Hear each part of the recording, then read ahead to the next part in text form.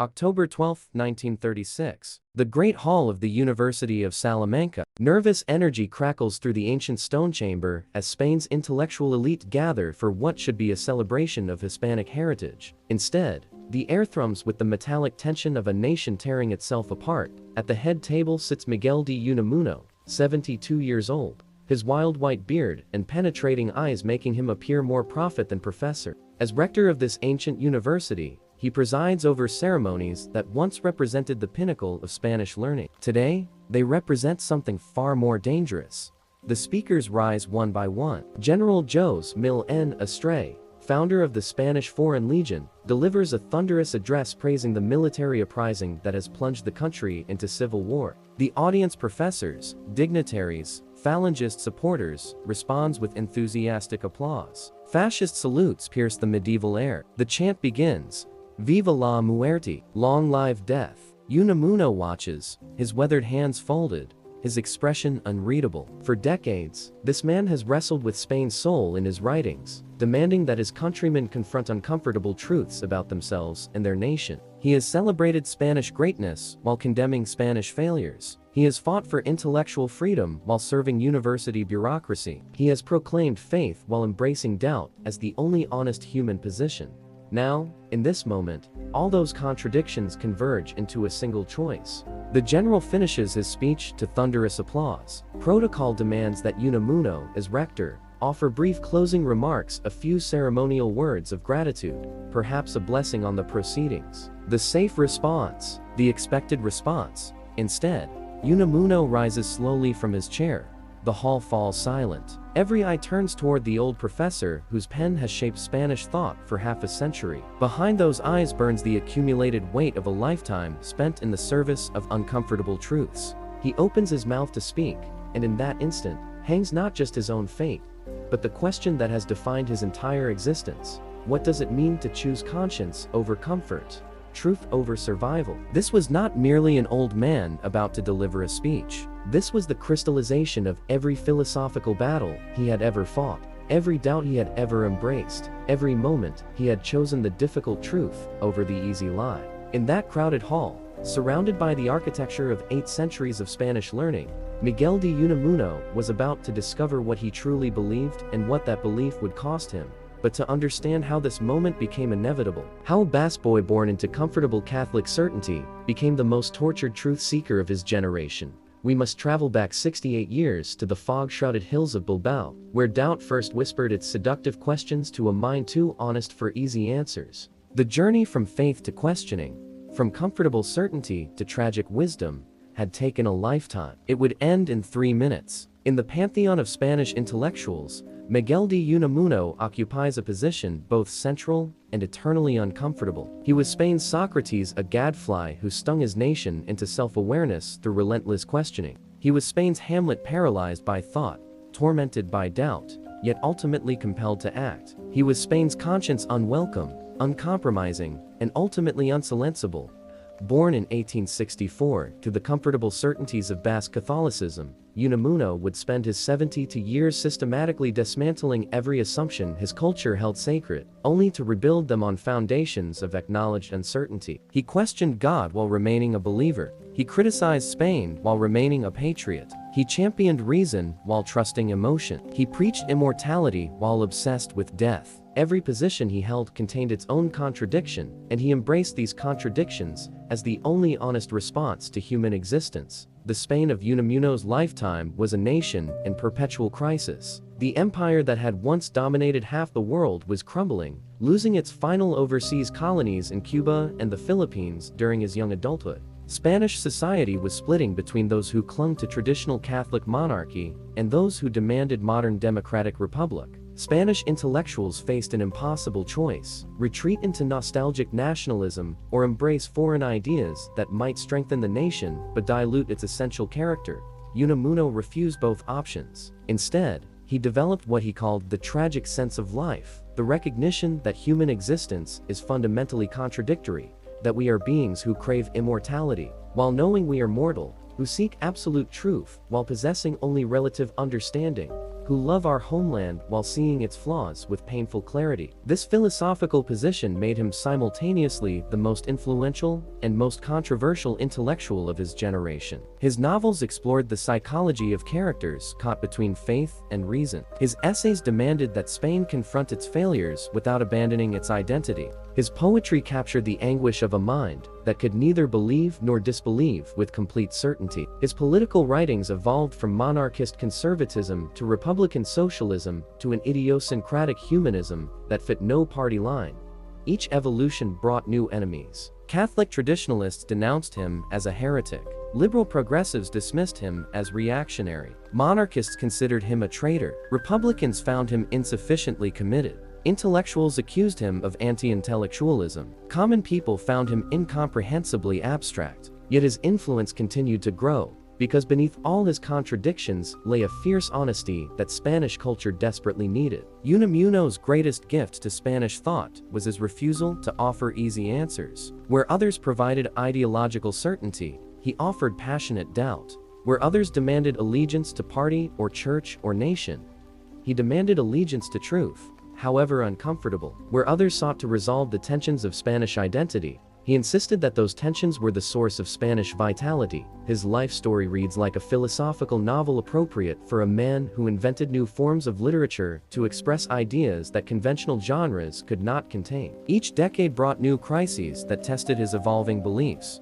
His loss of childhood faith led to decades of spiritual struggle. His growing political awareness forced him to choose between comfortable academic isolation and dangerous public engagement. His exile during the Primo de Rivera dictatorship transformed him from critic to martyr. His return during the Second Republic made him a symbol of democratic renewal. His final confrontation with fascism revealed the ultimate courage of his convictions. Through it all, Unamuno remained recognizably himself, the professor who preferred passionate error to cold correctness, the believer who found God through doubt rather than faith, the patriot who served his country by refusing to flatter its weaknesses. He was Spain's most difficult son and its most necessary conscience. His story matters beyond Spanish borders because the questions he asked transcend national boundaries. How do we maintain faith in an age of science? How do we love our country while acknowledging its failures? How do we act decisively while remaining intellectually honest about uncertainty? How do we live meaningfully in the shadow of death? These remain the essential human questions. Unamuno's answers, contradictory, passionate, eternally unsatisfying, and ultimately liberating, offer not solutions but something more valuable: permission to embrace the questions themselves as the source of authentic existence. Chapter 1. Basque roots. The fog rolls in from the Bay of Biscay, wrapping the hills around Bilbao in gray silence. In this landscape of iron red earth and green valleys, where the Nervion River carries the industrial dreams of the Basque provinces toward the sea, certainties feel as solid as the ancient mountains themselves. Here, Catholic faith and Basque identity merge into something that seems permanent as stone. September 29, 1864. In a comfortable house on Ronda Street, a child enters the world who will spend his life questioning everything this landscape represents. Miguel de Unamuno y Jugo arrives during a time when the Basque provinces enjoy unprecedented prosperity, when traditional ways of life coexist peacefully with modern industrial development, when the future seems both predictable and promising. The Bilbao of Miguel's childhood is a city in transformation. Ancient stone churches share space with modern iron foundries. Basque is spoken in the markets while Spanish dominates the schools. Traditional rural festivals continue while new urban sophistications arrive on ships from across Europe. For young Miguel, this duality becomes his first lesson in contradiction: how different truths can coexist in the same space, how identity can be both rooted and evolving. His father, Felix de Unamuno, embodies the solid virtues of Basque middle-class life. A baker by trade, he represents the kind of practical, hard-working respectability that built the prosperous society into which Miguel is born. Felix is a man of few words but deep convictions, Catholic in faith, Carlist in politics, Basque in identity. He expects these loyalties to pass to his son as naturally as brown eyes or dark hair. His mother, Salam Jugo, brings a different influence. More intellectual than her husband, she encourages Miguel's obvious brilliance while maintaining the religious devotion that shapes every aspect of family life. She is the one who teaches him his prayers, who takes him to daily mass at the Cathedral of Santiago, who instills in him the sense that God watches over every moment of human existence. The boy shows exceptional promise from his earliest years. While other children play in the narrow streets of the old quarter, Miguel loses himself in books. While his contemporaries struggle with basic literacy, he devours everything. The family library contains religious texts, Spanish classics, whatever European literature has been translated into Spanish. His mind operates like a machine designed to consume and process ideas. But even in these early years, the questions begin. During catechism classes at the local parish, while other children accept religious instruction with bovine compliance, Miguel asks why. Why must we believe this? How do we know this is true? What if there are other explanations? The priests, initially charmed by his precocity, gradually grow wary of a child who treats religious doctrine as hypothesis rather than revelation. The contrast between public faith and private doubt establishes the pattern that will define his entire life. Outwardly, he participates fully in the religious and cultural life of his community. He attends Mass, recites prayers, prepares for confirmation with appropriate solemnity. Inwardly, he catalogues inconsistencies, notes gaps between stated beliefs and observed behavior, begins to suspect that certainty might be a luxury he cannot afford. His education at the Institute of Bilbao accelerates this process. Here, exposed to broader currents of European thought, he encounters ideas that challenge everything his upbringing has assumed. Scientific rationalism suggests that natural phenomena have natural causes. Historical criticism reveals that even sacred texts have human authors working in specific cultural contexts. Philosophy demonstrates that fundamental questions admit multiple answers. His teachers recognize extraordinary talent, but struggle to channel it productively. In mathematics and science, he excels through pure intellectual power. In literature and philosophy, he demonstrates not just understanding, but creative engagement, the ability to see new connections, to ask questions that hadn't occurred to others, to push ideas beyond their conventional boundaries. Yet even his academic success carries the seeds of future conflict. Each intellectual achievement distances him further from the simple faith of his childhood. Each new idea makes it harder to accept traditional answers to fundamental questions. Each book he reads makes him more aware of how much remains unknown, how many assumptions rest on questionable foundations. The death of his father when Miguel is 16 crystallizes these growing tensions. Miguel de Unamuno dies suddenly, leaving the family in reduced circumstances, but, more importantly, removing the stable masculine authority that had anchored Miguel's world.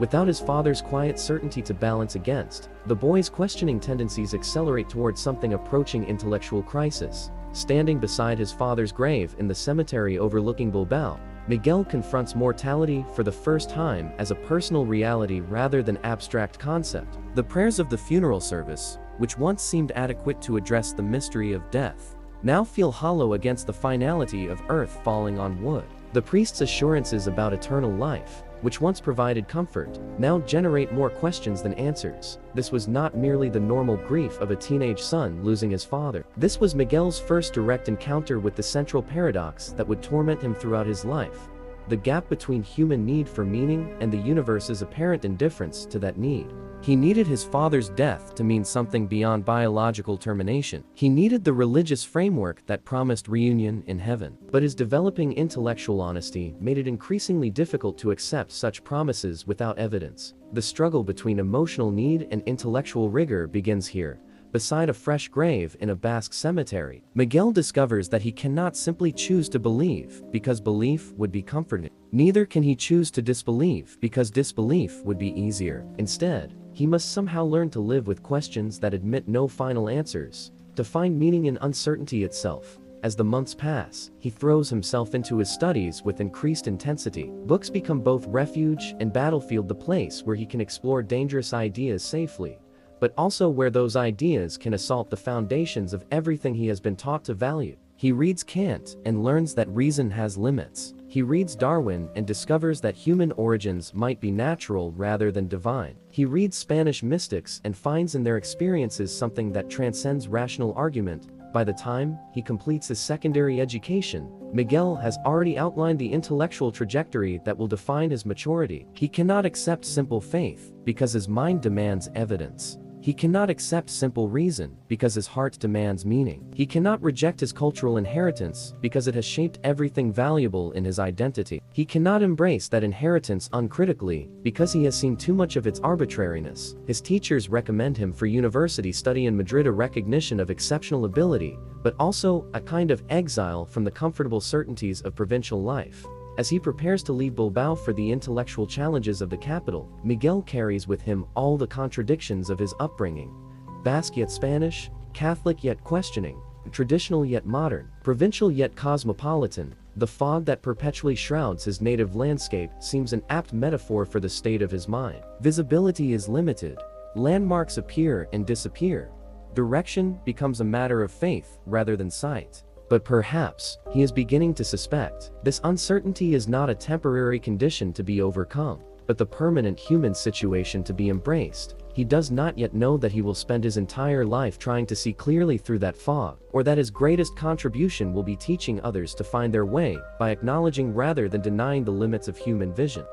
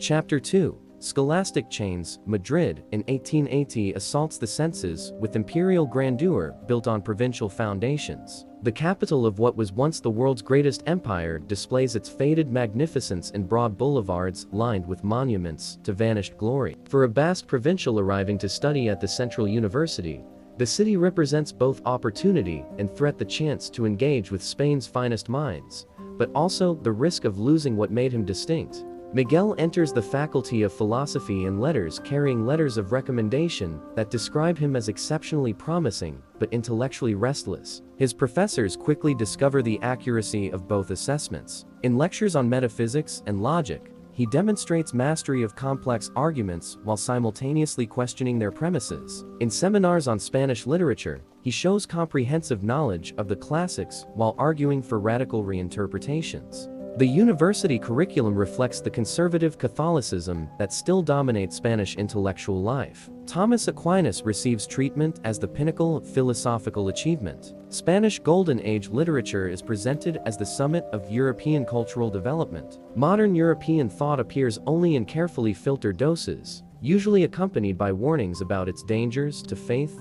and national character. Miguel absorbs these official teachings while privately pursuing a parallel education in forbidden texts. In second-hand bookstalls along the Cuesta de Moyano, he discovers German philosophy, French positivism, English empiricism, the intellectual currents transforming European thought, while Spain remains largely isolated from their influence. Each contraband book reveals new possibilities for understanding human experience, new challenges to inherited assumptions. His favorite haunt becomes the Ateneo Scientifico, Literario y Artístico, the private intellectual club where Madrid's most advanced thinkers gather to debate ideas too dangerous for university classrooms. Here, amid clouds of tobacco smoke and passionate argument, he encounters Spanish intellectuals attempting to reconcile European modernity with Spanish tradition. The conversations are revelation and torment, combined revelation, because they show how much broader the intellectual world is than his provincial education suggested.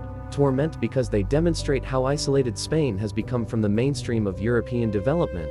The central figure in these debates is Francisco Giner de los Arroz, founder of the Instituto en Liber de Enseñanza, who argues that Spain must embrace modern scientific rationalism while preserving what is valuable in Spanish culture. Geiner's lectures on educational reform attract audiences that include future political leaders, and Miguel listens with the intensity of a man discovering his vocation. Here is a model of intellectual engagement that transcends academic careerism thought in service of social transformation, but even Geiner's inspiring example cannot resolve Miguel's deepening spiritual crisis. His study of philosophy, intended to strengthen faith through rational demonstration, instead reveals the inadequacy of traditional arguments for God's existence. Aquinas's proofs, which once seemed logically unassailable, now appear to rest on questionable assumptions about the nature of causation and being. The harmony between reason and revelation, confidently asserted by his professors, dissolves under careful examination. His dissertation topic, chosen after months of agonized deliberation, reflects his growing intellectual honesty. Critique of the problem of the origin and prehistory of the Castilian race. The title sounds safely academic, but the content challenges fundamental assumptions about Spanish national identity. Instead of celebrating the heroic narrative of Christian reconquest, Miguel examines the archaeological and linguistic evidence for Spain's complex cultural origins. Instead of treating racial purity as a national virtue, he documents centuries of mixing between different peoples. The research process deepens his alienation from conventional Spanish patriotism. Every document he examines reveals gaps between official history and demonstrable facts. Every scholarly source he consults shows how much of what Spaniards believe about themselves rests on myth rather than evidence. The Spain he loves, the Spain of his childhood imagination, begins to appear as much fantasy as reality.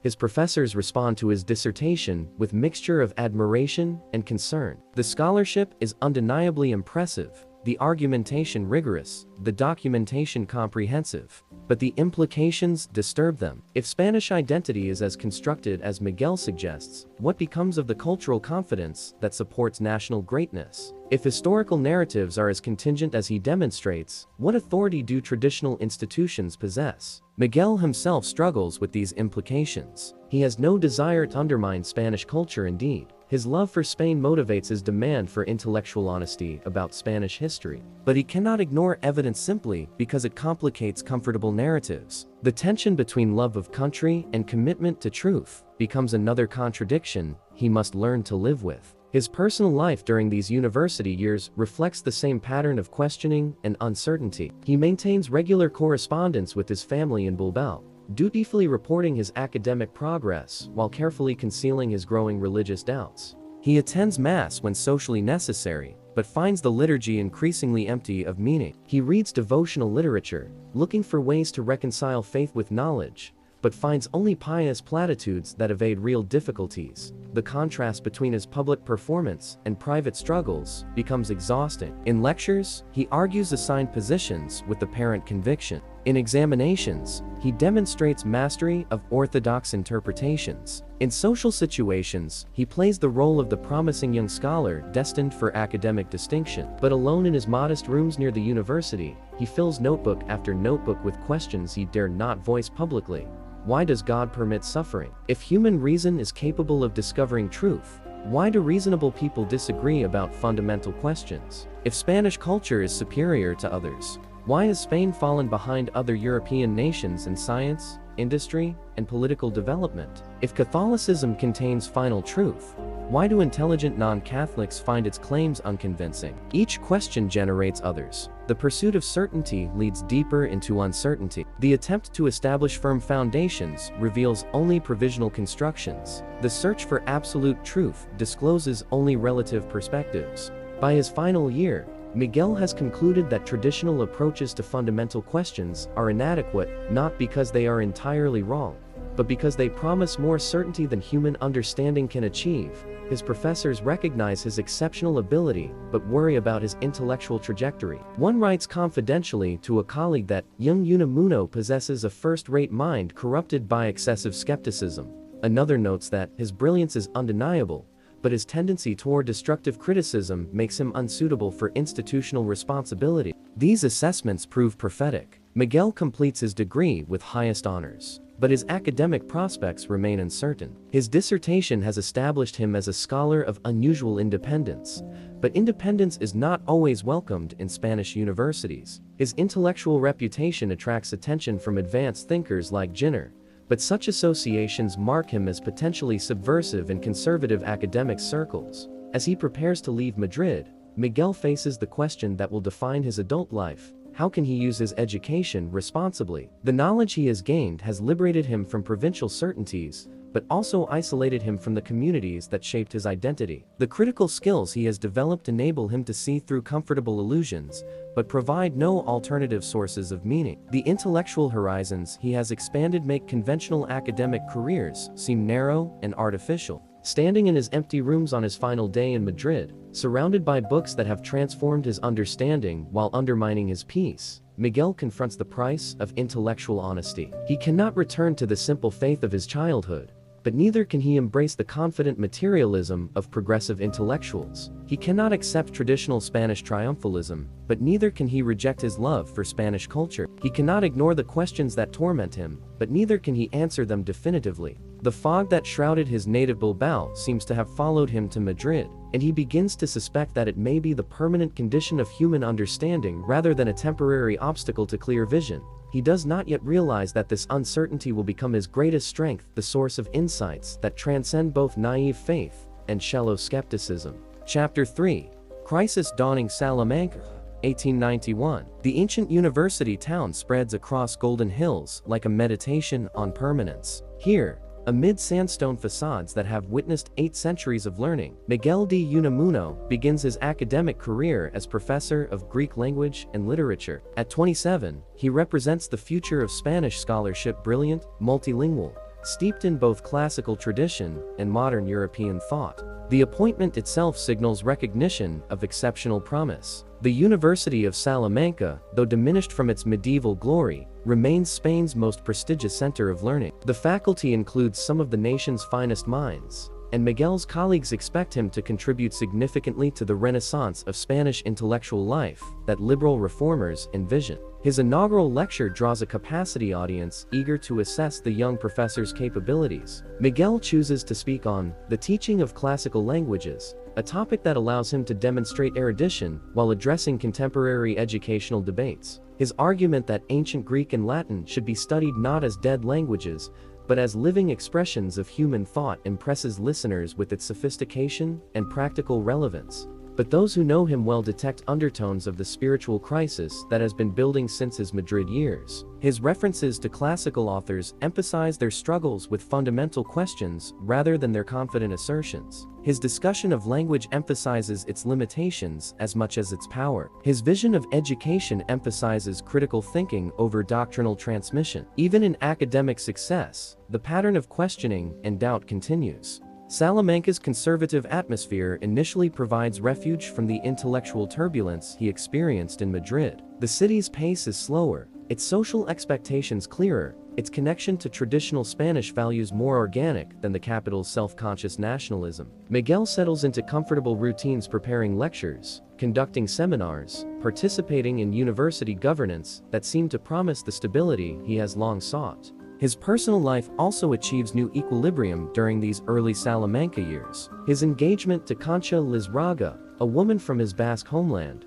represents return to the cultural roots that his education has partially severed. Concha embodies the uncomplicated faith and cultural confidence that Miguel has lost, but still finds beautiful. Their courtship and marriage in 1891 seem to offer the possibility of recreating, in mature form, the secure world of his childhood. The birth of their first child, Fernando, in 1896, intensifies Miguel's desire for spiritual peace. Holding his son for the first time, he experiences a profound longing for the kind of faith that would allow him to bless the child with unqualified confidence in divine protection. The responsibility of fatherhood makes his religious doubts feel not just personally painful, but socially irresponsible. How can he guide a child toward truth if he himself remains uncertain about the most fundamental questions? This tension between private doubt and public responsibility creates the psychological pressure that will transform his crisis from personal struggle into creative force. Unable to resolve his questions privately,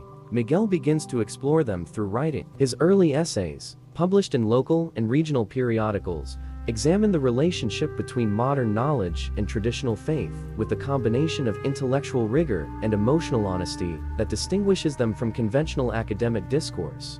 The essay, The Catholic Faith, published in 1895, marks his first public acknowledgement of religious uncertainty. Writing with careful indirection necessary given Spanish social attitudes, he argues that authentic faith must incorporate rather than ignore modern challenges to traditional belief. The piece attracts attention from progressive Catholic intellectuals who see in Miguel a potential bridge between orthodoxy and modernity.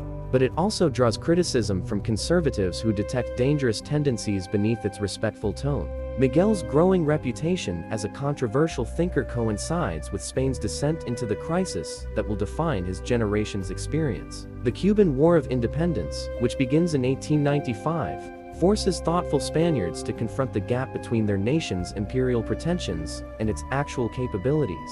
As reports arrive of military disasters and colonial rebellion, the comfortable assumption that Spain remains a great power becomes increasingly difficult to maintain. The disaster of 1898, the loss of Cuba, Puerto Rico, and the Philippines to American forces shatters Spanish national confidence as completely as the Armada's defeat 3 centuries earlier. Miguel watches his countrymen struggle to understand how a nation that considered itself culturally superior to materialistic Americans could be defeated so decisively by American technology and organization. The defeat forces questions that Spanish society has avoided for decades. Why has Spain fallen behind other European nations? What is the source of Spanish weakness? How can Spanish greatness be restored? Miguel's response to this national crisis reflects his personal struggle with certainty and doubt. While some intellectuals blame Spain's problems on excessive adherence to tradition, and others blame them on insufficient adherence to tradition, Miguel argues that the real problem is Spain's refusal to acknowledge complexity. Spanish culture, he suggests, has become addicted to simple answers that flatter national vanity rather than promoting national understanding.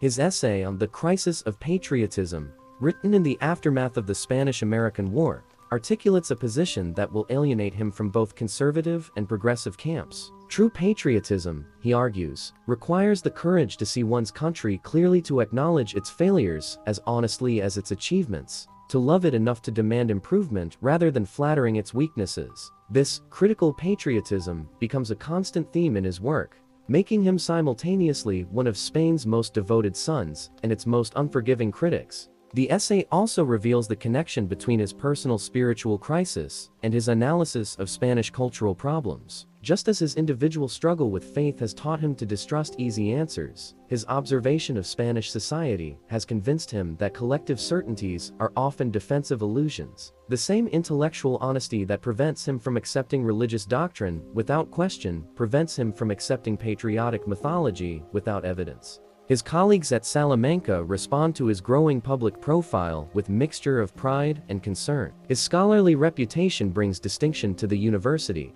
and his ability to address contemporary issues demonstrates the relevance of academic expertise. But his tendency to question fundamental assumptions makes some faculty members nervous about the long-term implications of his influence. The tension becomes visible during university ceremonial occasions, when Miguel's presence as a distinguished faculty member conflicts with his reputation as an intellectual maverick. His speeches at academic celebrations carefully balance respect for institutional traditions with calls for intellectual renewal. But listeners detect underlying skepticism about the value of ceremonies that celebrate past greatness while ignoring present difficulties.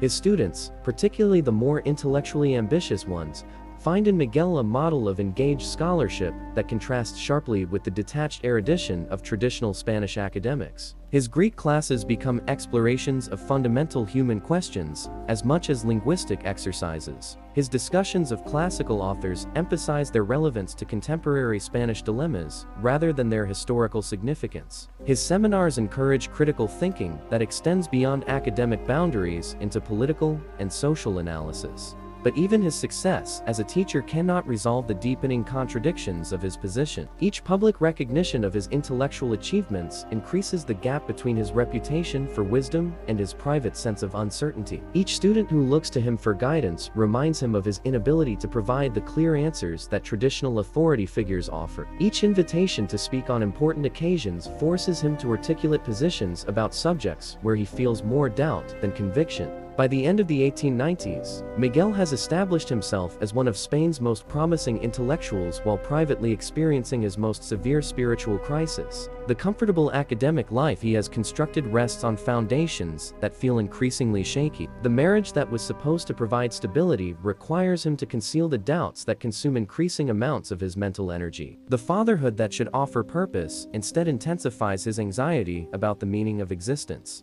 Standing at his study window in the evening, looking out over Salamanca's ancient stones, illuminated by gas lamps, Miguel feels the weight of centuries pressing against his consciousness. How many other scholars have stood in similar positions, wrestling with similar questions? How many have found answers that satisfied both reason and longing? How many have learned to live productively with uncertainty? The questions multiply, but the answers remain elusive. The crisis that began in his Madrid student days has followed him to Salamanca and shows no signs of resolution. If anything, the responsibilities of maturity have intensified rather than diminished his spiritual struggles. He does not yet realize that this prolonged crisis is preparing him for insights that will revolutionize Spanish thought and establish his reputation throughout Europe. The questions that torment him privately will soon become the raw material for public works that offer new ways of understanding the human condition. Chapter 4.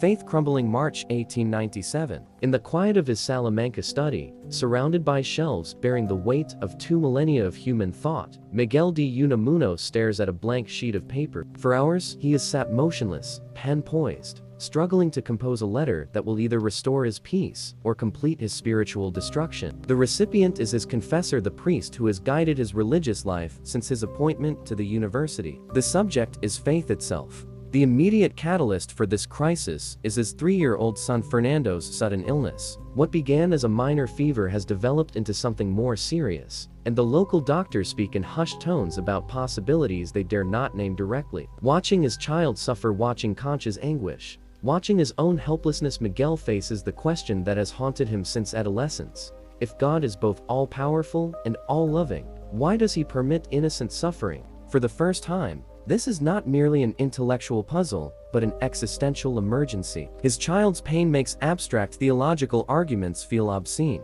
The traditional consolations that suffering serves divine purposes beyond human understanding, that earthly pain will be compensated by heavenly joy, ring hollow when applied to Fernando's fevered breathing. Every prayer feels like a negotiation with the cosmic authority whose fundamental benevolence has become questionable. The letter Miguel attempts to write seeks guidance from Orthodox Catholic theology, but even as he formulates his questions, he recognizes their dangerous implications. If he genuinely doubts God's goodness, does he remain Catholic in any meaningful sense? If he cannot accept suffering as part of divine plan, what becomes of his faith in divine wisdom? If he needs rational justification for belief, can belief still be considered a virtue? His confessor's eventual response provides little comfort. The priest acknowledges Miguel's sincerity while urging submission to mysteries beyond human comprehension. Doubt, he suggests, is a temptation to be resisted rather than a problem to be solved. Faith requires the humility to accept divine truth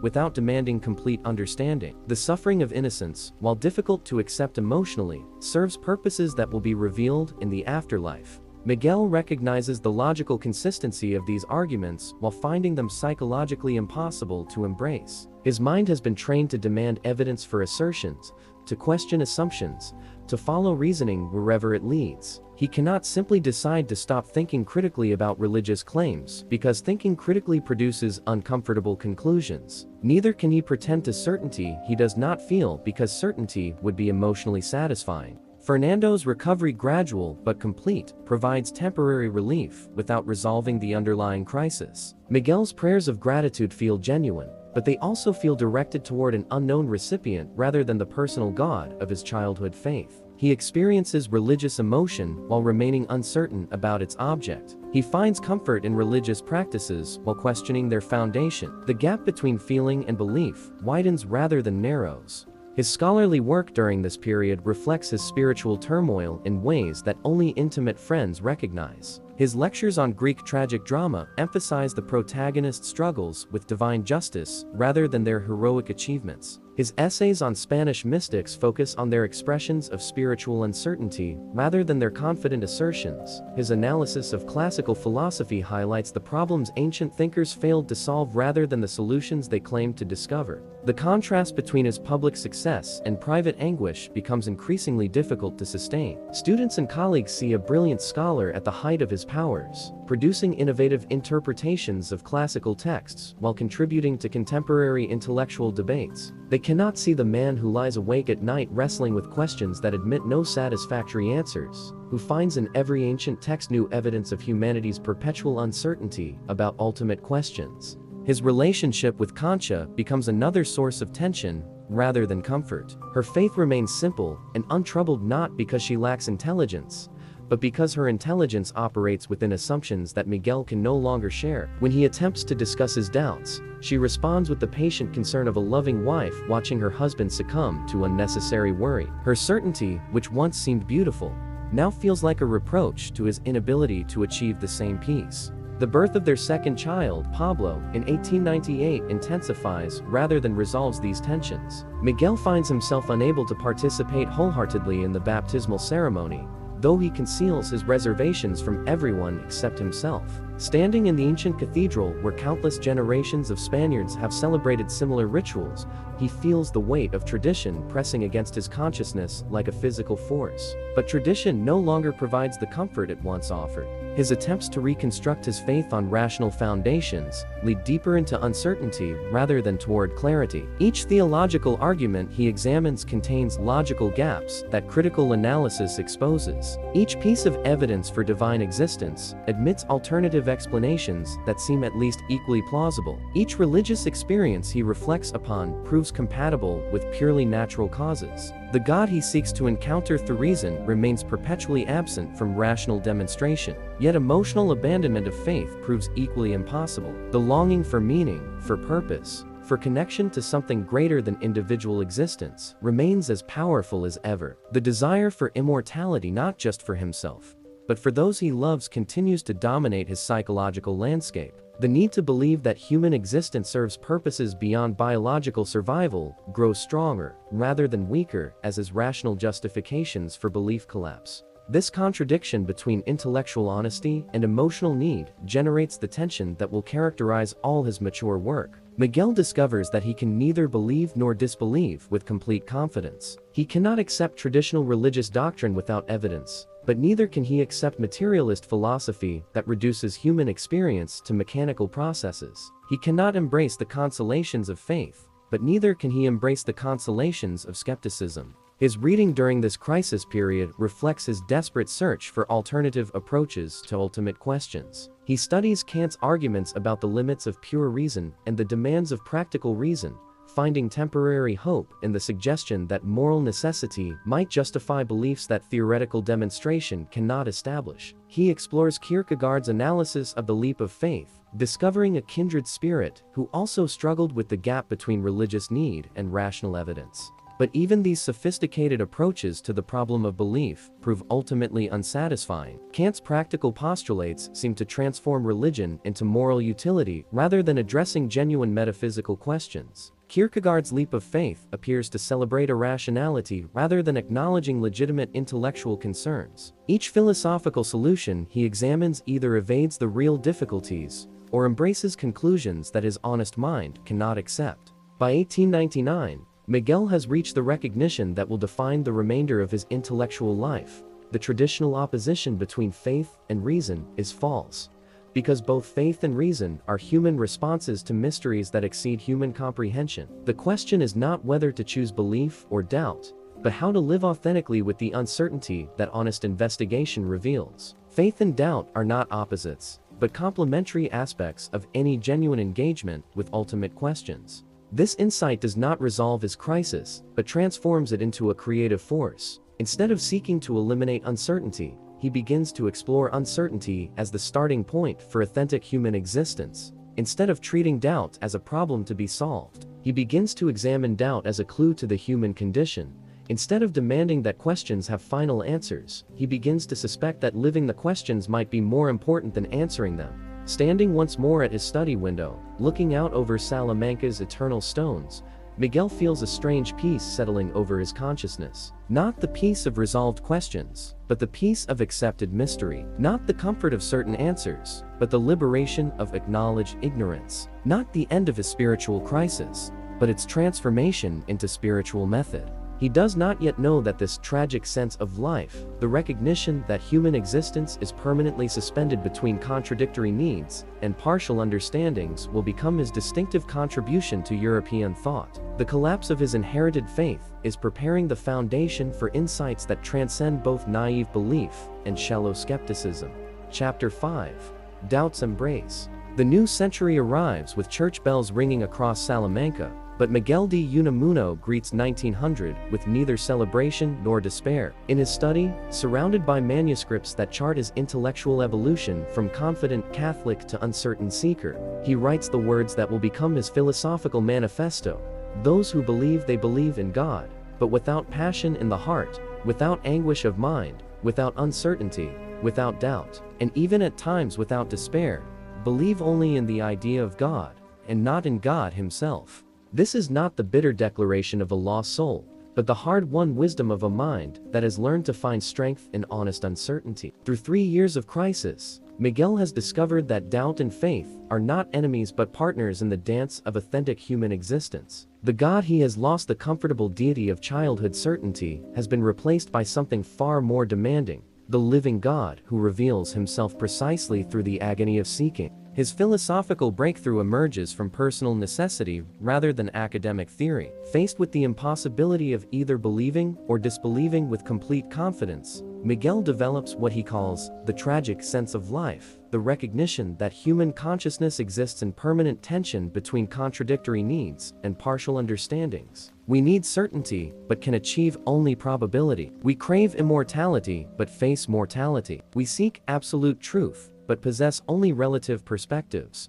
This is not pessimism, but realism. Miguel argues that acknowledging these contradictions honestly provides a firmer foundation for human existence than pretending they can be resolved. The tragic sense does not eliminate suffering, but transforms it into the raw material of authentic existence. The questions that torment us become the questions that define us as fully human. His essay, The Faith, published in the progressive journal La Hispa Moderna, introduces these ideas to the broader Spanish intellectual community with explosive effect. Catholic traditionalists denounce it as rationalist heresy disguised as spirituality. Liberal progressives dismiss it as mystical obscurantism disguised as reason. Neither camp recognizes that Miguel is attempting to transcend their opposition by developing a third position that honors both rational integrity and spiritual longing. The essay's central argument that genuine faith requires doubt as its necessary companion challenges fundamental assumptions of Spanish religious culture. Traditional Catholicism treats doubt as temptation to be resisted. Progressive anticlericalism treats faith as superstition to be overcome. Miguel suggests that both positions are oversimplified.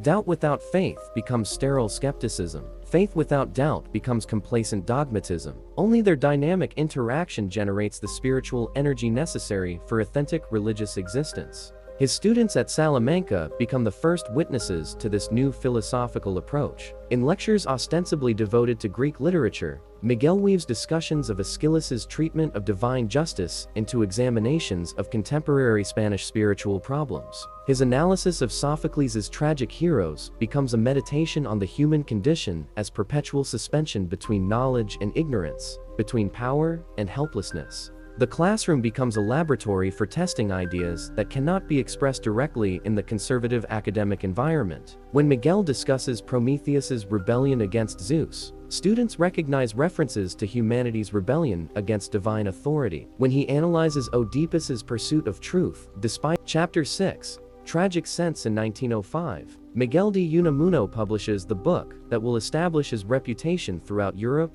and beyond. The Life of Don Quixote and Sancho appears to be literary criticism, a learned professor's commentary on Spain's greatest novel. In reality, it is a philosophical manifesto disguised as scholarship, a passionate defense of the human right to dream impossible dreams in the face of an indifferent universe. Cervantes becomes Miguel's vehicle for exploring the central paradox of human existence. We are creatures who need meaning in a world that provides no obvious purpose, beings who crave eternal significance while facing temporal limitations. Don Quixote, the mad knight who sees castles where others see windmills, represents the human refusal to accept reality as sufficient. Sancho Panza, the practical peasant who follows his deluded master, embodies the wisdom of those who recognize that even impossible quests can generate genuine value. Miguel's interpretation scandalizes both literary scholars and cultural critics. Traditional readings of Don Quixote emphasize the folly of refusing to accept reality. Progressive interpretations celebrate the triumph of reason over superstition. Miguel argues for a third position.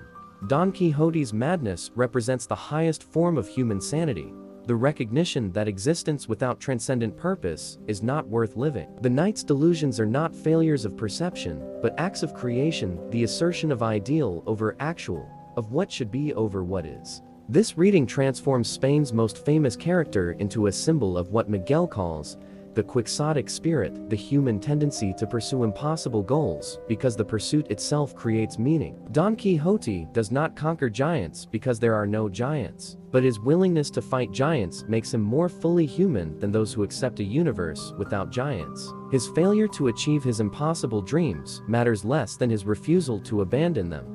The book's publication coincides with Miguel's promotion to rector of the University of Salamanca, a position that makes him one of the most visible intellectual figures in Spain. The appointment recognizes his scholarly achievements while also reflecting the university's desire to associate itself with innovative thinking. At 41, Miguel has become the face of Spanish intellectual renewal, a role that both flatters and burdens him. His inaugural address as rector draws a capacity audience eager to hear how Spain's most provocative thinker will define his vision for higher education. Miguel disappoints those expecting a conventional academic speech and disturbs those hoping for radical educational reform. Instead, he delivers a meditation on the university's role as guardian of the quixotic spirit, the institutional commitment to pursuing truth, even when truth proves elusive, to asking ultimate questions, even when ultimate answers remain unavailable. The university, he declares, exists to cultivate doubt as much as knowledge, to preserve questions as carefully as answers, to ensure that each generation discovers for itself the mystery of existence rather than accepting inherited solutions. This vision of education as spiritual adventure rather than vocational training challenges assumptions held by both conservative and progressive educators.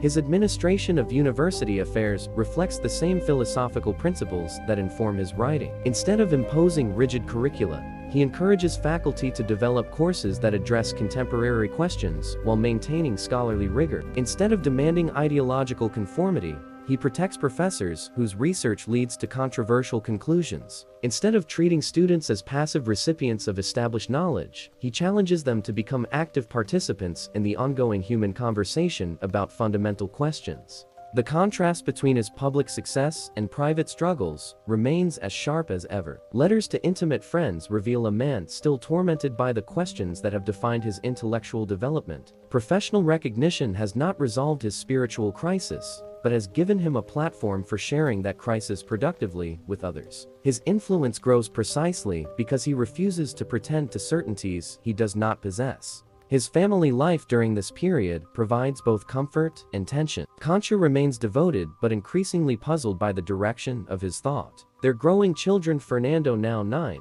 Pablo 7, Ricardo 3, and the recently born Salim, represent his deepest connection to hope, while also intensifying his anxiety about meaning. Watching them develop their own personalities and interests, he wonders what kind of world he is preparing them to inherit, what kind of guidance he can offer about questions that continue to perplex him. His lectures attract audiences from far beyond the university community. Intellectuals travel from Madrid and Barcelona to hear the rector of Salamanca explore the intersection of philosophy and literature, politics and spirituality, Spanish tradition and European modernity. His reputation spreads to other European countries, where thinkers struggling with similar questions find in his work a voice that speaks to concerns transcending national boundaries. The essay on the tragic sense of life, published in 1907, provides the most systematic exposition of his mature philosophy. Human consciousness, Miguel argues, exists in permanent tension between contradictory needs. We are rational beings who must act on faith. We are mortal creatures who crave immortality. We are finite entities who seek infinite truth. We are social animals who remain fundamentally alone. These contradictions cannot be resolved, but must be embraced as the source of human dignity. The tragic sense is not pessimistic because it does not deny the possibility of meaning. It simply insists that meaning must be created through human effort rather than discovered through divine revelation or rational demonstration. We become human not by solving the riddle of existence, but by living courageously with its permanent mystery. Our nobility lies not in achieving our impossible dreams, but in dreaming them despite their impossibility. This philosophy provides Miguel with a framework for addressing the Spanish cultural crisis that has obsessed his generation. Spain's greatness, he argues, has always derived from its willingness to pursue impossible dreams: the dream of converting the world to Christianity, the dream of creating a universal monarchy, the dream of preserving eternal values against temporal change. Spain's current weakness results not from having pursued impossible dreams, but from having abandoned them in favor of more practical goals. Contemporary Spaniards, embarrassed by their nation's failure to keep pace with modern European development, seek renewal through imitation of foreign models. Miguel argues for a different approach. Spain should offer Europe the gift of its tragic sensibility, its understanding that human existence transcends material progress, its recognition that spiritual values require constant struggle against hostile forces. His vision of Spanish renewal challenges both conservative and progressive political programs. Conservatives want to restore traditional institutions without acknowledging changed historical circumstances. Progressives want to adopt modern European practices without considering their compatibility with Spanish cultural patterns. Miguel advocates a third path: the creative synthesis of traditional Spanish spirituality with contemporary European intellectual methods. This position isolates him from partisan political movements while establishing his reputation as an independent voice in Spanish cultural debates. Politicians find him impossible to recruit because his loyalty to truth exceeds his loyalty to any particular program. Intellectuals appreciate his contributions while remaining frustrated by his refusal to provide clear guidance for practical action. Students admire his honesty while sometimes wishing for more definitive answers to their questions. Standing in his rectoral office, surrounded by portraits of distinguished predecessors who administered the university during periods of both glory and decline, Miguel feels the weight of institutional responsibility pressing against his commitment to intellectual independence. The university expects him to represent its dignity while pursuing truth wherever it leads. Spanish society expects him to contribute to national renewal while maintaining scholarly objectivity. His family expects him to provide guidance while acknowledging his own uncertainty about fundamental questions. The tensions are not resolvable, but they are productive. Each contradiction generates new insights. Each impossible demand clarifies essential principles. Each unanswered question opens unexplored possibilities. Miguel is learning to find, in the tragic sense of life, not just a philosophical position, but a practical method for living authentically in a complex world. The gray in his hair spreads more rapidly now, and the lines around his eyes deepen with each passing year. But his intellectual energy remains undiminished, and his capacity for generating controversy continues to grow. He has found his voice and his audience, his questions and his method. Chapter 7. Literary Voice. The manuscript lies open on Miguel's desk, its pages filled with his distinctive handwriting, urgent, angular script that races across the paper as if trying to capture thoughts before they escape. It is 1914, and he has just completed Mist, the novel that will revolutionize Spanish literature and establish his reputation as one of Europe's most innovative fiction writers. But this is no ordinary novel, and Miguel knows that readers will struggle to understand what he has created. Mist begins as a conventional story about a man named Augusto Pérez who falls in love with a woman who does not return his affection. But as the narrative develops, something unprecedented happens. The protagonist becomes aware that he is a fictional character created by an author named Miguel de Unamuno. What begins as realistic fiction transforms into philosophical meditation on the nature of existence, identity, and reality itself. The innovation is not merely technical, but deeply personal. Through Augusto's growing awareness of his fictional status, Miguel explores his own growing awareness of the constructed nature of human identity. We are all, he suggests, characters in stories we do not fully understand, guided by forces beyond our comprehension, seeking meaning in narratives that may ultimately be arbitrary. The difference between fictional and real existence may be smaller than we assume. The novel's climactic scene, a dialogue between Augusto and his creator in which the character argues for his right to exist independently of his author's intentions, represents Miguel's mature philosophy in dramatic form. When Augusto protests against Unamuno's plan to kill him off, declaring, "I want to live. I want to live," he voices the cry of every human consciousness confronting mortality. When Unamuno responds that fictional characters have no more claim to continued existence than living beings, he acknowledges the fundamental uncertainty about whether human life has any more ultimate significance than fictional life. This radical questioning of the boundary between literature and reality emerges from Miguel's deepening conviction that all human existence partakes of both. We are simultaneously the authors and characters of our own stories, creators and creatures of the narratives that give our lives meaning. Literature does not escape reality, but reveals reality's essentially narrative structure. Fiction does not oppose truth, but illuminates truth's dependence on interpretation.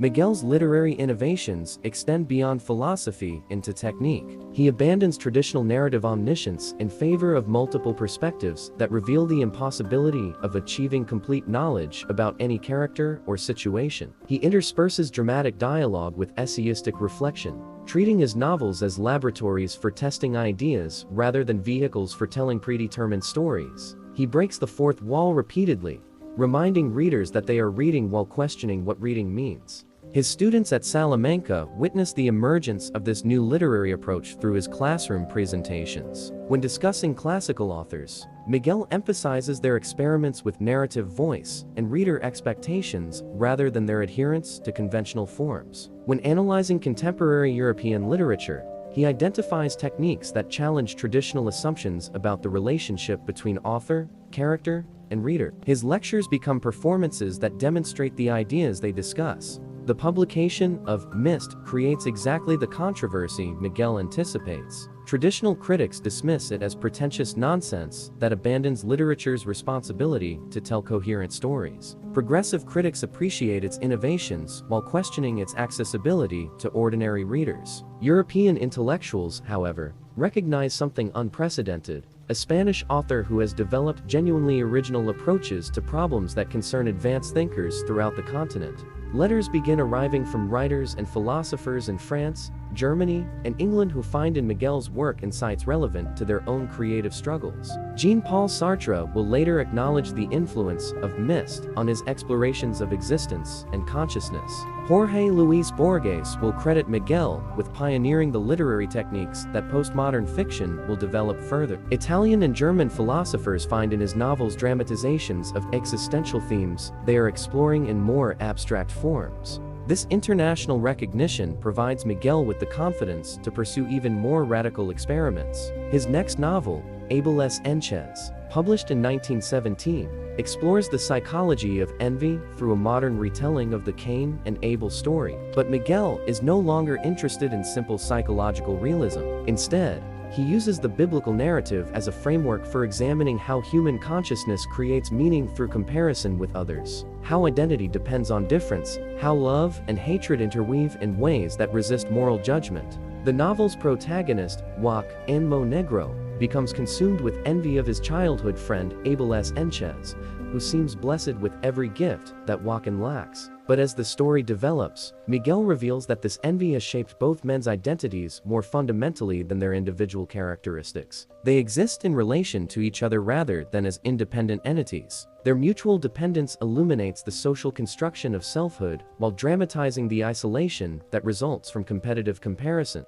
Miguel's exploration of these themes reflects his own experience of intellectual isolation. His growing international reputation contrasts with his continuing alienation from Spanish intellectual establishments. Conservative critics cannot forgive his religious unorthodoxy. Progressive critics cannot embrace his defense of traditional Spanish values. Academic colleagues appreciate his scholarly achievements while remaining nervous about his creative independence. His family relationships also reflect the tensions between public success and private complexity. Concha takes pride in his growing fame while worrying about the implications of his ideas for their children's moral development. How do you raise children according to traditional values when their father has devoted his career to questioning traditional assumptions? How do you provide guidance about right and wrong when your spouse insists that moral questions admit no simple answers? Miguel addresses these concerns through his third major novel, The Aunt Tula, published in 1921. The story of a woman who chooses spiritual motherhood over biological maternity becomes his meditation on the relationship between conventional social roles and authentic human fulfillment. Tula creates meaning through caring for her sister's children rather than bearing her own,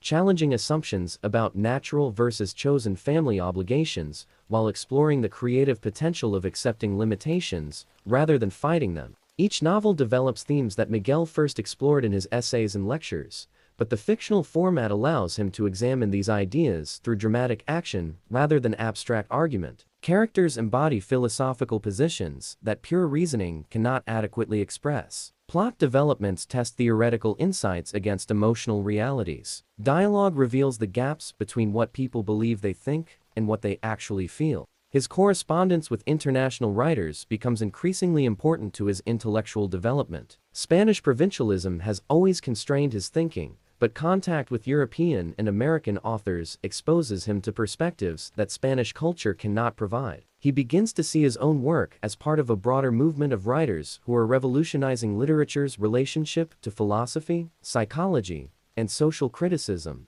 Yet even this international recognition cannot resolve his fundamental isolation. Each success makes him more visible while also making his differences with conventional thinking more apparent. Each innovation establishes his originality while also confirming his inability to fit existing categories. Each novel extends his influence while also deepening his awareness that influence and understanding are not identical. Standing in his study late at night, surrounded by manuscripts that chronicle his literary evolution from conventional academic to revolutionary artist, Miguel feels both satisfaction and exhaustion. He has found ways to transform his personal struggles with uncertainty into creative works that speak to readers throughout Europe. He has developed techniques that allow literature to address philosophical questions without sacrificing dramatic effectiveness. He has proven that Spanish writers can contribute to international intellectual conversations without abandoning their distinctive cultural perspectives. But the questions that motivated his literary innovations remain unanswered. The novels he has written explore rather than resolve the problems they address. The readers he has influenced must still create meaning for themselves rather than accepting prefabricated solutions. The tradition he has established demands continued innovation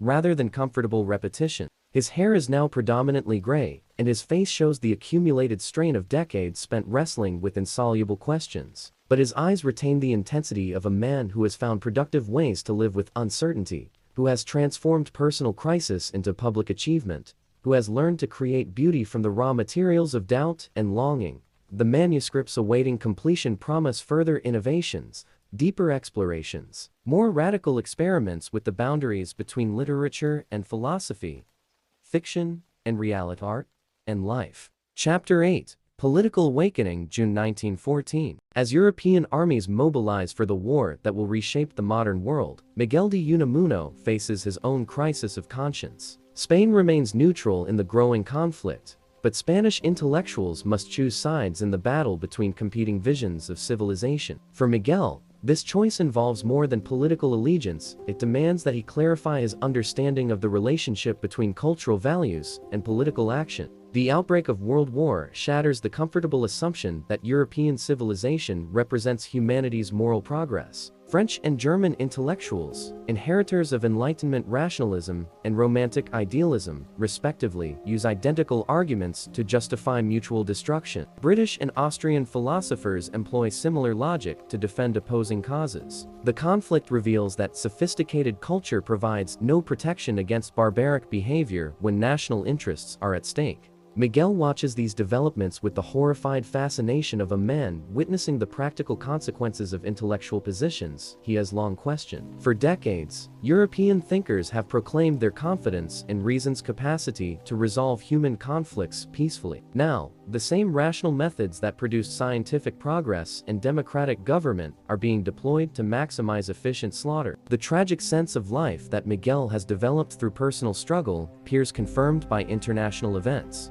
His initial response to the war reflects his characteristic refusal to embrace simple positions. While most Spanish intellectuals divide between pro-German and pro-Allies factions, Miguel argues that the conflict represents the bankruptcy of all existing political philosophies. Nationalism, liberalism, socialism, conservatism all have contributed to the catastrophe by promising more than human institutions can deliver. The war is not a struggle between good and evil, but a collision between equally inadequate attempts to organize human society rationally. This position isolates Miguel from both camps of Spanish opinion. Pro-German intellectuals, who see the conflict as a defense of traditional European culture against Anglo-Saxon materialism, consider his neutrality a betrayal of spiritual values. Pro-Allies intellectuals, who view the war as democracy's struggle against authoritarianism, regard his neutrality as moral cowardice disguised as philosophical sophistication. Miguel's response appears in a series of essays published in various Spanish periodicals throughout 1914 and 1915. The War and the Spirit argues that the conflict reveals the inadequacy of relying on any single principle, whether national, ideological, or religious, to guide political action. Civilization and culture distinguishes between technical progress, which the war demonstrates Europeans have achieved, and wisdom, which the war proves they lack. The tragedy of Europe suggests that the continent's suffering results from its refusal to acknowledge the tragic sense of life that Miguel has spent his career developing. These essays establish Miguel's reputation as a political commentator, but they also create new controversies. His critique of nationalism offends Spanish patriots who have begun to see neutrality as national humiliation. His criticism of democracy disturbs liberals who consider democratic government the only alternative to autocracy. His questioning of socialism disappoints radicals who hope he will embrace their revolutionary program. His challenge to conservatism alienates traditionalists who expect him to defend established institutions. The isolation this creates proves paradoxically liberating. Unable to satisfy any existing political faction, Miguel develops an independent position that synthesizes insights from various sources while remaining loyal to none. He begins to articulate what he calls spiritual socialism, a political philosophy that emphasizes human dignity rather than economic systems, cultural renewal rather than institutional reform, moral transformation rather than power redistribution. This position emerges gradually through his engagement with contemporary Spanish political problems. The 1917 general strike, which paralyzes the country for several weeks, forces Miguel to clarify his understanding of the relationship between social justice and political order. He supports the workers' demands for improved conditions while questioning their faith in revolutionary solutions. He criticizes the government's repressive response while defending its obligation to maintain public order. He advocates reforms that address legitimate grievances while preserving valuable cultural traditions. His essays on the strike reveal a political thinker who refuses to separate means from ends or immediate benefits from long-term consequences. The Strike and the Spirit argues that social conflicts cannot be resolved through victory of one class over another,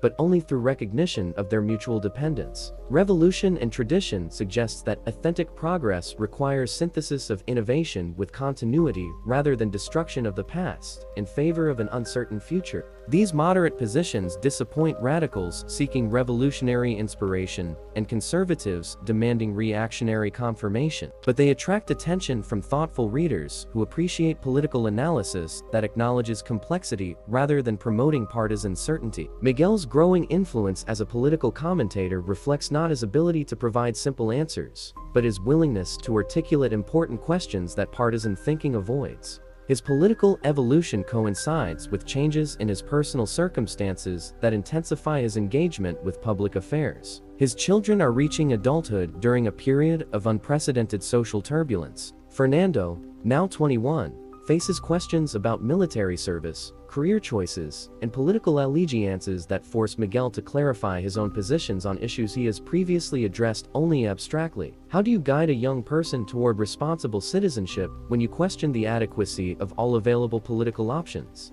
His relationship with university colleagues also reflects these tensions. As rector, Miguel must navigate between faculty members whose political sympathies span the entire spectrum of Spanish opinion. Conservative professors expect him to maintain institutional neutrality that effectively supports existing arrangements. Progressive professors demand that the university contribute to social reform. Students increasingly organize around political issues that divide the academic community. Miguel's response emphasizes the university's obligation to pursue truth, regardless of political convenience. In speeches to faculty and students, he argues that academic institutions serve society best by maintaining independence from partisan pressures, rather than by endorsing particular political programs. This position protects the university's integrity while frustrating those who want academic authority enlisted for their causes. His growing involvement in national political debates inevitably affects his literary work. The novel, 3 exemplary novels and a prologue,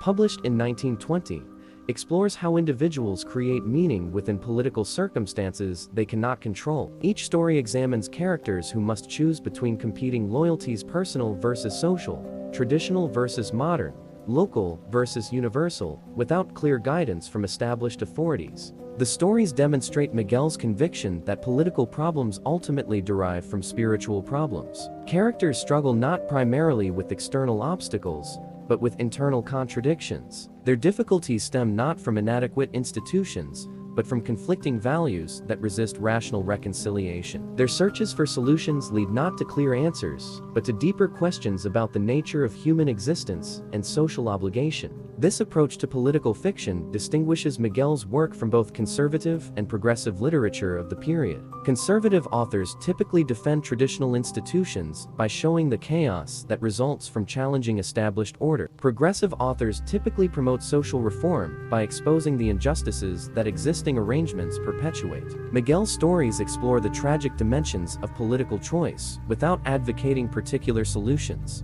His correspondence during this period reveals the personal cost of maintaining independence from partisan pressures. Letters to friends show a man increasingly isolated by positions that satisfy no existing political constituency. His honesty about the limitations of all political philosophies makes him suspect to believers in every ideology. His refusal to offer simple solutions makes him seem irrelevant to activists seeking guidance for practical action. Yet this isolation also provides opportunities for insights that partisan commitment would preclude. Free from obligations to defend particular programs, Miguel can examine political questions with the same intellectual honesty he brings to philosophical and literary problems. His political writings achieve the rare combination of passionate engagement with detached analysis that characterizes all his mature work.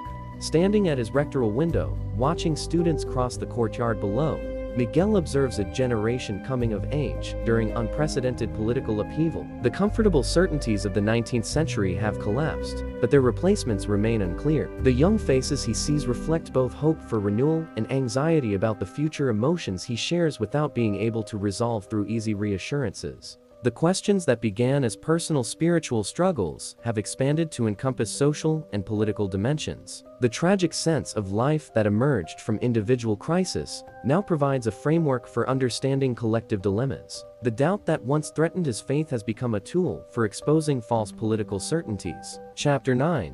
Exile's Burden. February 20, 1924. The boat from Cadiz cuts through Mediterranean swells toward the French coast, carrying Miguel de Unamuno into an exile that will transform him from Spanish intellectual celebrity into European symbol of resistance to authoritarianism. On deck, wrapped in a heavy coat against the winter wind, the 60-year-old professor watches his homeland disappear into the gray horizon. He has become an enemy of the state for the crime of speaking truth to power. The immediate cause of his banishment is a lecture delivered at the University of Salamanca on December 31, 1923, ostensibly about the Spanish language, but actually about Spanish freedom. General Primo de Rivera's military dictatorship, established 4 months earlier with King Alfonso X's acquiescence, has suspended the constitution, dissolved parliament, and imposed censorship on intellectual discourse. Miguel's response is characteristically uncompromising. he transforms an academic occasion into political resistance by speaking about the relationship between linguistic freedom and political liberty. Language, he declares to an audience that includes government informers, is the repository of a people's soul. When political authorities attempt to control how we speak, they attempt to control how we think. When they limit what ideas can be expressed, they attack the foundation of human dignity itself. The words are carefully chosen to avoid direct criticism of the regime while making their political implications unmistakable. The government's reaction is swift and predictable. Within weeks, Miguel receives notice of his removal from the university rectorship and his banishment to the Canary Islands. The official justification cites his activities contrary to public order and the security of the state. The real reason is simpler. Primo de Rivera cannot tolerate the continued presence of Spain's most influential intellectual critic of authoritarianism. Miguel's journey to exile becomes a pilgrimage of solidarity. Students from Salamanca organize protest demonstrations despite police prohibition. Faculty colleagues risk their careers by publicly defending his right to academic freedom. Intellectuals throughout Spain sign petitions demanding his restoration. International observers denounce the dictatorship's assault on intellectual liberty. The government achieves the opposite of its intention. Instead of silencing one troublesome professor, it creates a martyr whose influence transcends national boundaries. His initial destination, the island of Fuerteventura in the Canaries, provides a stark setting for reflection on the relationship between physical and spiritual freedom. The landscape is austere volcanic rock, sparse vegetation, endless ocean horizon. The isolation is complete. No newspapers, no mail, no visitors except local officials whose job is surveillance rather than conversation. For a man whose life has been devoted to intellectual exchange, the silence feels more punishing than physical hardship. Yet this forced solitude also provides unexpected opportunities. Freed from academic obligations and social expectations, Miguel can pursue the kind of sustained reflection that university life rarely permits. His notebooks from this period reveal a mind grappling with fundamental questions about the nature of political authority, the obligations of intellectual conscience, and the relationship between individual dignity and collective order. "What does it mean," he writes, "to be a Spaniard when Spain's government has declared me unworthy of Spanish soil? What does it mean to love a country whose rulers consider that love treasonous? What does it mean to serve truth when truth is defined as sedition?" These questions have no easy answers, but their exploration generates insights that will influence political thought throughout Europe. His escape from Fuerteventura after 6 months becomes the stuff of legend. Friends charter a boat that intercepts the regular mail packet and spirits Miguel to French territory before Spanish authorities can prevent his departure. The dramatic rescue captures international attention and transforms his exile from administrative punishment into romantic adventure. Newspapers throughout Europe chronicle the journey of Spain's most famous refugee. Paris in 1924 welcomes Miguel as a celebrity victim of authoritarian oppression. French intellectuals, who have followed his work since the publication of The Tragic Sense of Life, in French translation, organize receptions and lectures that establish his reputation as a European rather than merely Spanish thinker. His essays on political freedom, written from the perspective of exile, appear in prestigious journals throughout the continent. But celebrity also brings unexpected burdens. French admirers expect him to provide simple condemnation of Spanish dictatorship and unqualified endorsement of French democratic values. Instead, Miguel offers characteristically complex analysis that acknowledges the failures of liberal democracy while maintaining absolute opposition to authoritarian solutions. His tragic sense of life extends to political questions. All forms of government contain inherent contradictions that generate their own problems. His essay, Democracy and Demagogy, published in the Parisian journal Mercure de France, illustrates this approach. Democratic government, Miguel argues, represents humanity's least inadequate solution to the problem of political organization, but it remains inadequate nonetheless. Popular sovereignty can produce tyranny of the majority as easily as monarchy produces tyranny of the few. Constitutional protections can become obstacles to necessary change as easily as they prevent illegitimate oppression. The eternal vigilance that democracy requires proves that democratic institutions cannot guarantee democratic outcomes. This analysis disappoints French readers seeking unambiguous celebration of democratic superiority while providing insights that transcend immediate political controversies. Miguel is not interested in propaganda for any particular system, but in understanding why all political arrangements eventually disappoint human hopes for perfect justice. His exile has not made him bitter,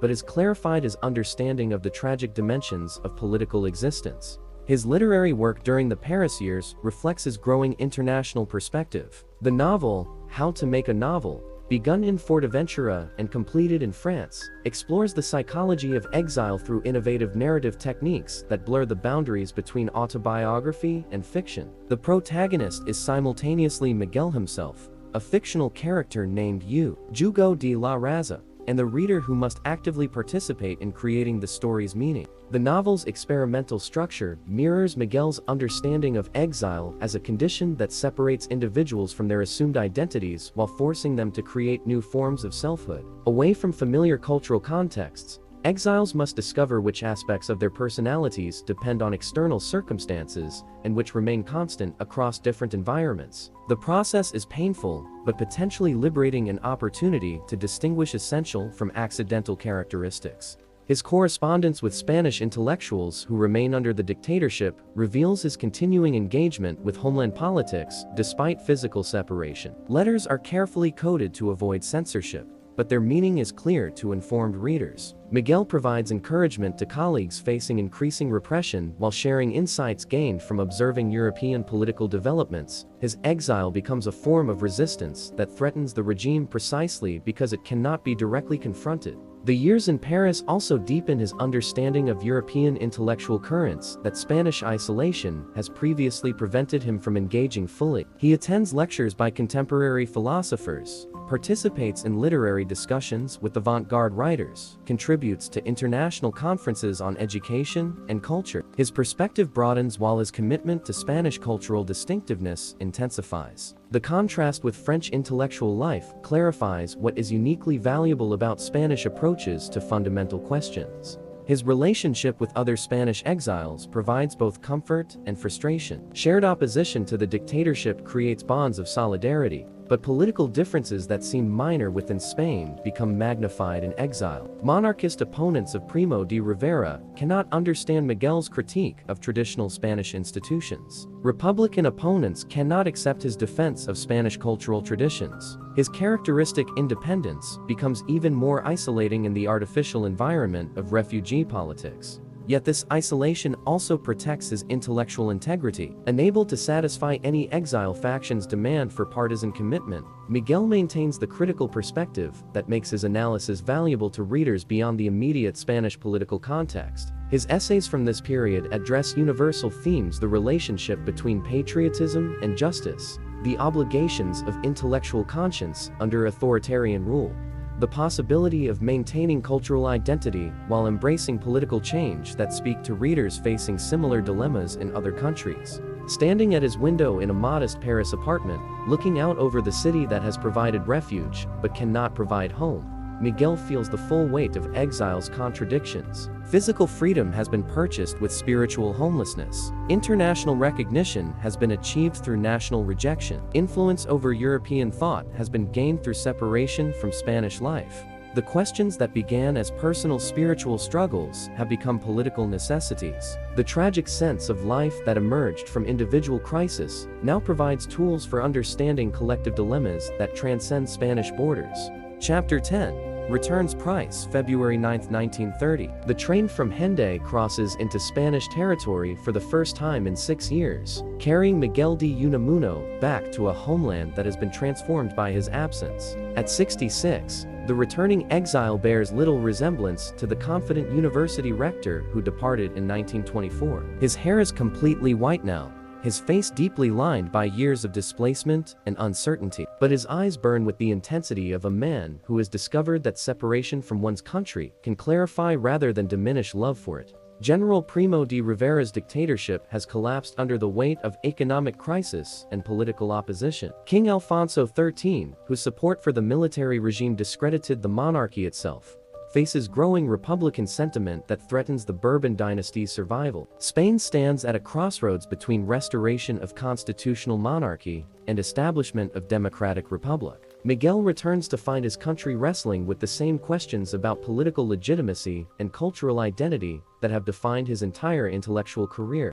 The journey from the border to Salamanca becomes a triumphal procession interrupted by demonstrations of popular affection. At every station, crowds gather to welcome back the professor who became a symbol of resistance to authoritarianism. Students sing university songs. Workers chant Republican slogans. Intellectuals deliver speeches about the relationship between individual conscience and collective freedom. Miguel responds with characteristic complexity, acknowledging gratitude while warning against the dangers of political romanticism. "I return," he tells the crowd at the Salamanca station, "not as a hero, but as a man who has learned something about the price of truth-telling. I have learned that love of country sometimes requires criticism of government, that loyalty to principles sometimes conflicts with loyalty to institutions, that serving one's people sometimes demands disappointing their expectations." The words reflect 6 years of reflection on the relationship between patriotism and justice, tradition and progress, individual conscience and collective obligation.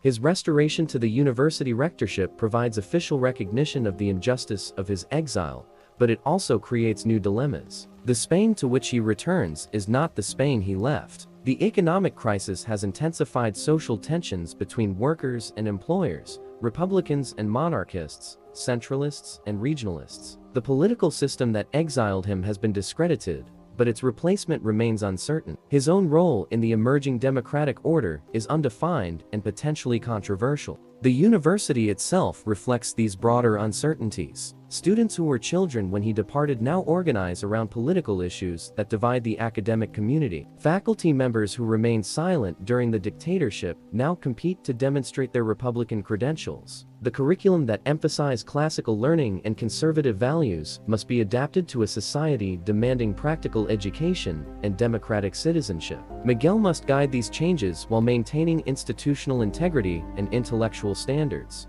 His first major public address after returning, delivered at the university's opening ceremony in October 1930, attempts to chart a course between competing pressures. The university, he argues, serves society best by maintaining independence from political fashion while engaging seriously with contemporary problems. We must educate citizens without becoming partisans, pursue truth without becoming sectarian, preserve wisdom without becoming reactionary. The position satisfies no political faction while providing a framework for institutional renewal. His involvement in the broader movement for democratic reform proves equally complex. Republican leaders seek his endorsement for their anti-monarchist campaign, but Miguel refuses to commit himself to any particular constitutional arrangement. His concern is not the form of government, but the spirit that animates governmental action. Democracy means more than majority rule. It requires respect for minority rights, protection of individual conscience, and commitment to rational discourse rather than emotional manipulation.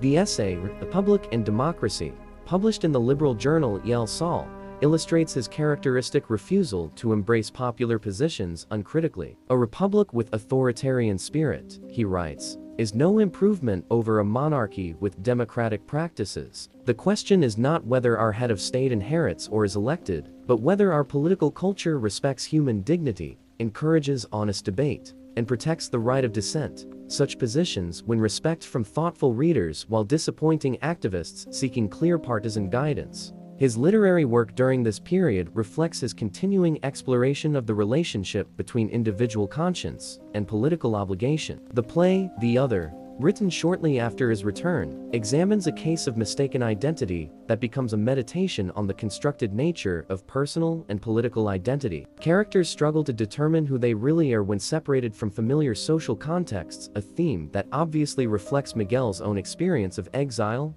and return. The play's reception reveals the extent to which Spanish cultural life has been politicized during the dictatorship's final years. Conservative critics praise its emphasis on eternal human questions rather than contemporary political issues. Progressive critics appreciate its critique of rigid social roles while questioning its relevance to immediate reform needs. International critics, familiar with Miguel's reputation as a political exile, expect more explicit engagement with authoritarian oppression than the subtle psychological analysis he provides.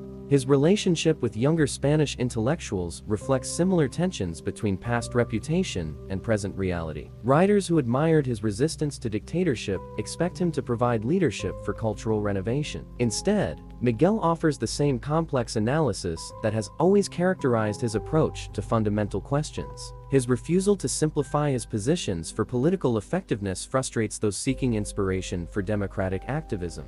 Yet his very complexity provides insights that simplistic partisan positions cannot offer. His understanding of the tragic dimensions of political choice helps explain why democratic transitions often disappoint their supporters' expectations. His recognition that all political systems contain internal contradictions prepares thoughtful readers for the inevitable conflicts that democratic government must address. His emphasis on the continuing necessity of individual conscience provides guidance for citizens who must navigate between competing claims for their loyalty. The fall of Alfonso X's monarchy in April 1931 and the proclamation of the Second Spanish Republic vindicate Miguel's long-standing critique of authoritarian government while creating new challenges for his political philosophy. The Republic's leaders expect him to celebrate democratic victory and condemn monarchist opposition. Instead, Miguel emphasizes the fragility of democratic institutions and the continuing necessity of vigilance against authoritarian tendencies that can emerge from any political direction. His appointment to the Republican Parliament as a deputy from Salamanca provides a platform for addressing these concerns directly. His speeches to the courts combine philosophical reflection with practical political analysis in ways that distinguish his contributions from conventional partisan rhetoric. When other deputies debate specific legislation, Miguel examines the underlying principles that should guide legislative action. When others advocate particular policies, Miguel explores the values that should inform policy choices. This approach earns respect from colleagues while limiting his practical political influence. Parliamentary democracy requires compromise and coalition building that Miguel's intellectual honesty often complicates. His insistence on acknowledging the limitations of proposed solutions makes him valuable as a conscience, but difficult as an ally. His refusal to subordinate truth to tactical considerations isolates him from party leaders while establishing his credibility with thoughtful observers. His personal life during these years provides both satisfaction and continuing tension. Concha takes pride in his restoration to official favor while worrying about his increasing involvement in controversial political questions. Their children, now adults with careers and families of their own, appreciate his principled stance while understanding the cost such positions exact. Fernando, who has followed his father into academic life, particularly struggles with the burden of being Miguel de Unamuno's son during a period when that identity carries both privilege and responsibility. Standing once more at his familiar study window in Salamanca, looking out over the plaza where students and citizens mingle in ways that would have been impossible under the dictatorship, Miguel feels both gratitude and apprehension. The freedom to speak and write without censorship represents a personal vindication and a national achievement. But the challenges facing Spanish democracy seem as daunting as those that face the monarchy. Political liberty has been won. Political wisdom remains elusive. The questions that motivated his original critique of Spanish institutions persist in new forms. How can Spanish culture adapt to modern conditions without losing its essential character? How can democratic government respect both majority will and minority rights? How can individual conscience navigate between competing demands for loyalty and commitment? The exile has ended, but the search for authentic solutions continues. Chapter 11: Republic's Hope. June 1931. The newly elected Constituent Assembly of the Second Spanish Republic convenes in Madrid amid an atmosphere of revolutionary optimism tempered by practical uncertainty. Representatives gather to draft a constitution that will transform Spain from monarchy to democracy, from Catholic confessional state to secular republic, from centralized kingdom to federal system respecting regional autonomy. Among these legislators sits Miguel de Unamuno, the 77-year-old professor whose journey from monarchist conservative to democratic parliamentarian embodies the intellectual evolution of an entire generation. His presence in the courts represents more than personal vindication after years of exile and persecution. Spanish Republicans have adopted Miguel as a symbolic figure whose suffering under dictatorship legitimizes their democratic aspirations. while his international reputation validates their claims to represent European liberal values. But Miguel himself approaches his new role with characteristic skepticism about both the possibilities and limitations of political reform. His maiden speech to the Assembly, delivered in response to debate over the Constitution's religious provisions, demonstrates his refusal to conform to conventional Republican expectations. While most deputies demand complete separation of church and state as a necessary response to Catholic hierarchy's support for authoritarian government, Miguel argues for a more nuanced approach that distinguishes between institutional religion and spiritual values. The question before us, he declares from the rostrum, is not whether Spain should be Catholic or secular, but whether Spanish democracy can embrace the spiritual heritage that has shaped our culture while protecting the religious freedom that defines democratic citizenship. We must neither establish official atheism nor restore clerical privilege, but find ways to honor transcendent values within pluralistic institutions.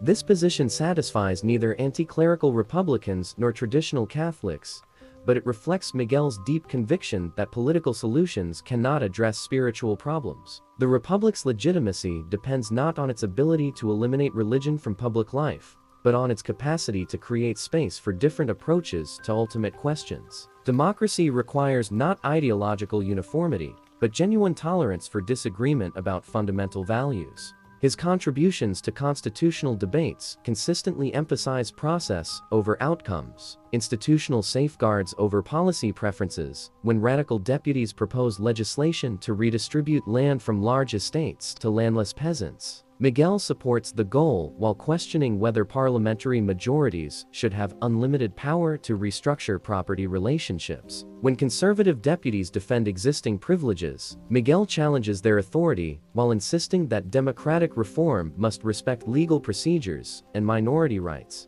This emphasis on constitutional principle rather than partisan advantage isolates Miguel from both wings of the Republican coalition. Socialists and anarchists consider him insufficiently committed to economic transformation. Liberal Republicans find his concerns about majority tyranny unnecessarily theoretical. Conservative Republicans appreciate his defense of legal procedures while questioning his commitment to preserving social stability. Each faction wants him to provide intellectual validation for predetermined positions, rather than independent analysis of complex questions. His influence operates primarily through individual conversations and committee work rather than dramatic floor speeches. Younger deputies seek his guidance on constitutional questions that require both philosophical sophistication and practical wisdom. His study in parliamentary lodgings becomes an informal seminar where representatives from different parties explore the theoretical foundations of democratic government away from public scrutiny and partisan pressure. These private discussions reveal Miguel's profound ambivalence about the Republican experiment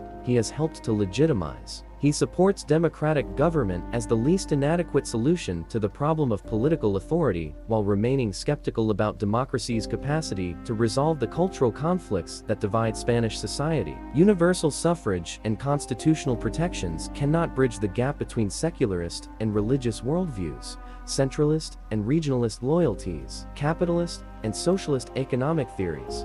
His essay, The Republic and the Tragedy, published in the influential Madrid newspaper El Sol, articulates these concerns with characteristic intellectual honesty. Democracy, he writes, is not a solution to human problems, but a framework for addressing them humanely. It cannot eliminate conflict, but can civilize conflict by requiring that competing interests present their cases through rational argument rather than force. Its success depends not on its ability to produce correct answers, but on its commitment to honest questioning. This tragic view of democratic possibilities distinguishes Miguel's republicanism from both the optimistic progressivism of his liberal colleagues and the revolutionary certainties of his radical allies. He supports democratic reform while acknowledging its limitations, embraces constitutional government while recognizing its fragilities, celebrates political freedom while warning against its potential for disappointment.